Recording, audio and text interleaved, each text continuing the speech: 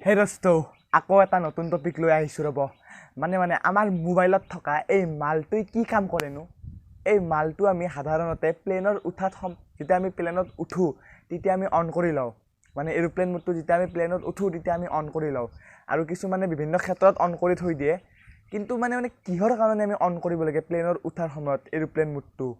ইমান ডাঙৰ প্লেন এখনৰ লগত সেই এৰোপ্লেন মোডটোৰ কি কানেকশ্যন আছে তো জানিবলৈ বলক আজি আমি ভিডিঅ'টো প্লেনক চিন্তি আৰম্ভ কৰোঁ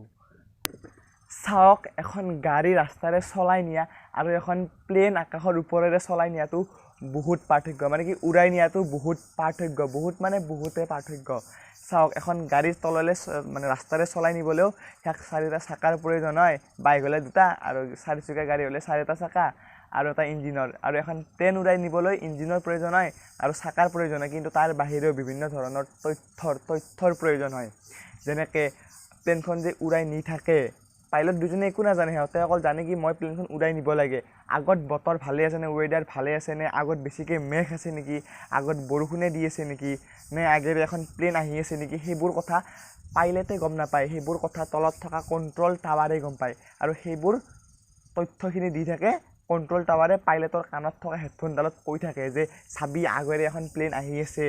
আগত ৱেডাৰটো ভাল নাই আগত বেছিকৈ মেঘ আছে এইবোৰ তথ্য তলৰ পৰা কণ্ট্ৰল টাৱাৰে পাইলটৰ কাণত থকা হেডফোনডালত কৈ থাকে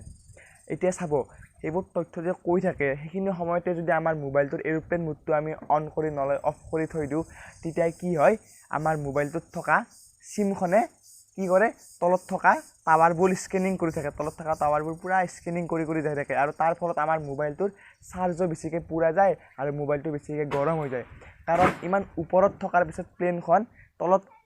ইমান ওপৰৰ পৰা তলত কেনেকৈ স্কেনিং কৰিব কষ্ট হয় না মোবাইলটো বেছিকৈ গৰম হয় আৰু চাৰ্জ বেছিকৈ পূৰা যায় যেতিয়া স্কেনিং কৰি যাই থাকে চিমখনে আমাৰ মোবাইলত থকা চিমখনে সেই স্কেনিঙৰ ফলত কি হয় তলৰ পৰা অহা তথ্যখিনি কণ্ট্ৰল টাৱাৰে যিবোৰ তথ্য পাইলটক কৈ থাকে সেইবোৰ তথ্যৰ কি হয় মানে ৰেডিঅ' ফ্ৰিকুৱেঞ্চি হৈ যায়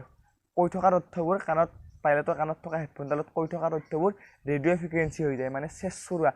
কৈ ঠিকে থাকে কিন্তু শব্দটো ভালদৰে শুনা নাপায়